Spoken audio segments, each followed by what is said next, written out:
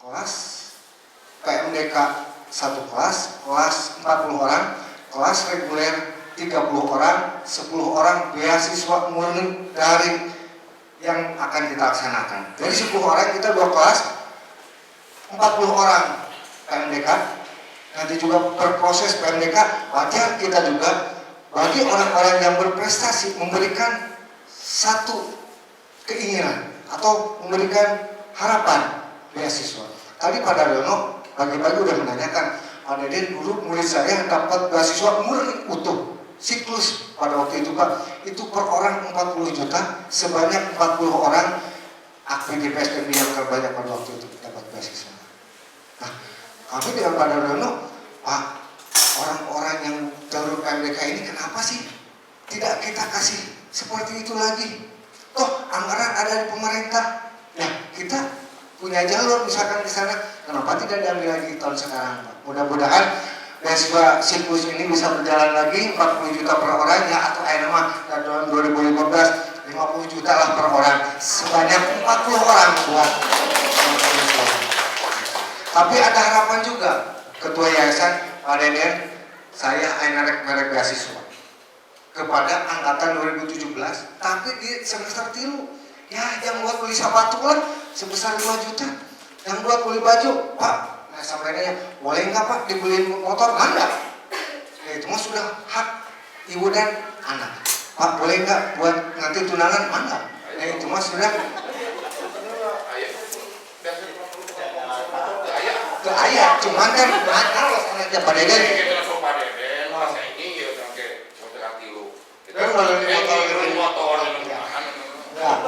Oke, Pak Deden boleh nggak dibalikin lagi untuk bayar SPP? Enggak. Kan aja Pak ya, cari aman kan gitu. Siap. Mungkin dikembalikan lagi aja nanti untuk bayar SPP. Kan itu ada kan ketua yayasan. Siap. Nah, artinya itulah jalur PMDK yang akan kita lalui bersama. Jadi PMDK 1 kelas 40, reguler 30, yang satunya lagi 10 orang untuk menjejak dan untuk mengepaskan 2 kelas itu rencana beasiswa murid yang sudah saya sampaikan dengan Ibu Rikni ya waktu di Pamungkut kan gitu kan. Itu rencana kami, jadi itu diperuntukkan buat masyarakat atau mahasiswa yang memang keinginannya tinggi tapi memang tidak mampu. Yang 10 orang saya akan ambil dari beberapa titik sekolah dibagikan. Punten dari Pamungkut ibunya, nah keinginan kan gitu ya. Oke. Nah ini contoh kami memberikan beasiswa kepada Nurul Amelia dari Pamungkut. Beliau ambisi keras sampai datang ke APD PSDMI, dia daftar 200.000 pada waktu itu jalur umum, uang sendiri.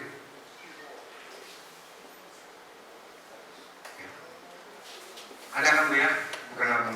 Dan sekarang sudah diberi beasiswa oleh yayasan mulai sebesar 60 juta.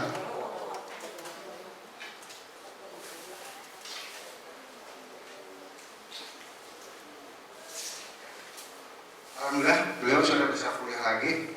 Ini lagi ujian susulan semester 1 Pak.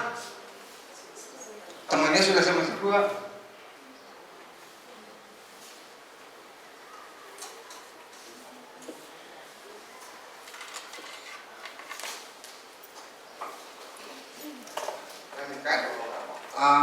Ini Pak, tadi itu yang dulu ada ya.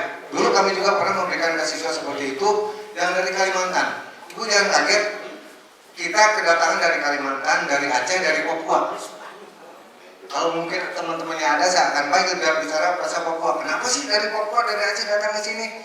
Karena APD PSDMI menerima dari semua jurusan, baik itu jurusan SMK, bahasa, akuntansi, biologi, IPS, jadi kumpul semua.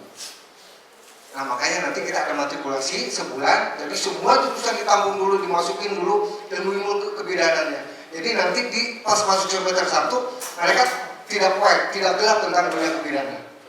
Itu untuk sementara. Baik.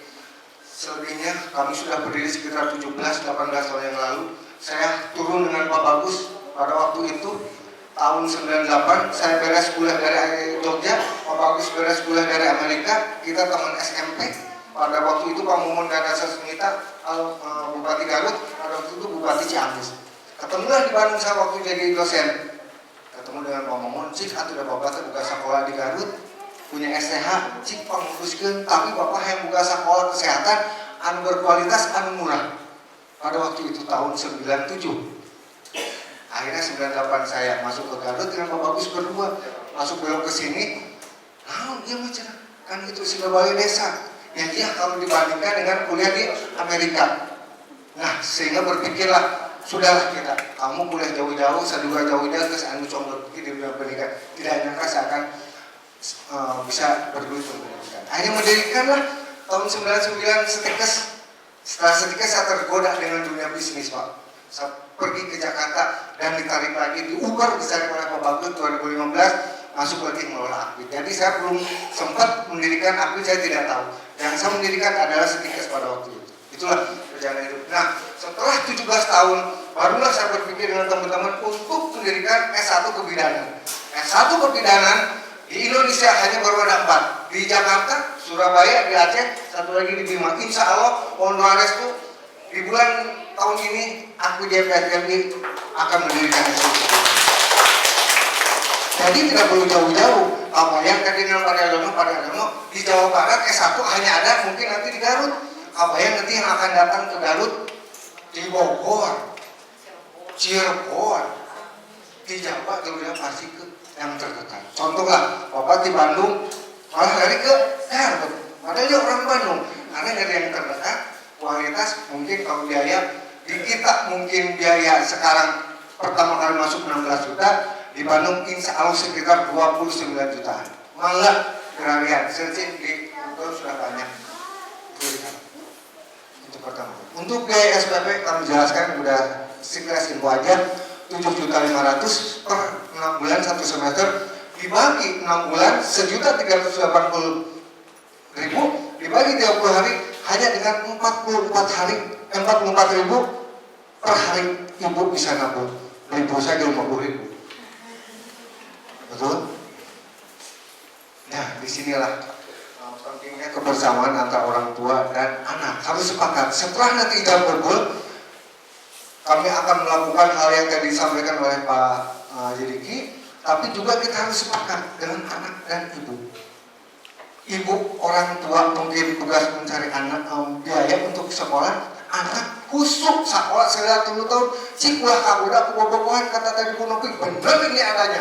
Di kampus kita ada STH, ada Setikes, banyak laki-laki. Mawar-mawar kita, akibat sudah ketahuan kok penghasilannya.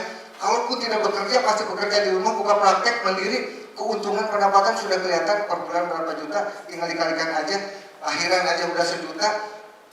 Kalau meriksa kehamilan 1.000 dikali 9 bulan aja ya udah 900.000 kalikan. Ini diincar oleh laki-laki, apalagi banyak artis kami polisi biasanya. Nah, disitulah kegoda.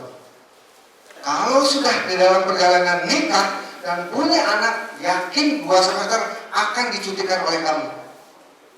Pasti. Ini sudah banyak kasus. Jadi, tolong kita bikin sepakat, meskipun tidak ada hitam di atas sulit, bukan tidak boleh menikah dulu, boleh menikah cik atau ulah hamil. Si istri bapak sok tapi ulah hamil.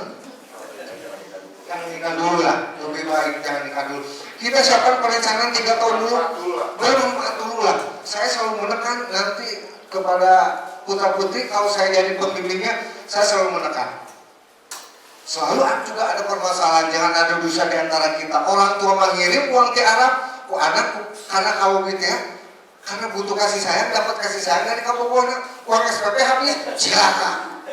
Ini kejadian Pak. Sehingga nanti pas semester 1 anak bapak akan punya ATM, nanti ibu mah di Amerika di mana kayak lapotin dan ATM putra, nelfon ke Buresa, Abi terus masihan atas 5 juta kak neng nulik. Siap Bu, neng nulik akan dipanggil oleh keuangan istirahat. Padahal tidak tahu ada uangnya 5 juta. Bayar SPP, gesek, gitu kan bahasanya, selesai. Jadi tidak ada bisa di antara kita lagi. Karena ternyata banyak orang tua yang bekerja di luar, anaknya dititipkan di neneknya, kurang kasih sayang, didapatlah dengan pacarnya. Ini Pak, pada dulu yang lagi tren, mungkin yang di sana di Garut memang ada kan.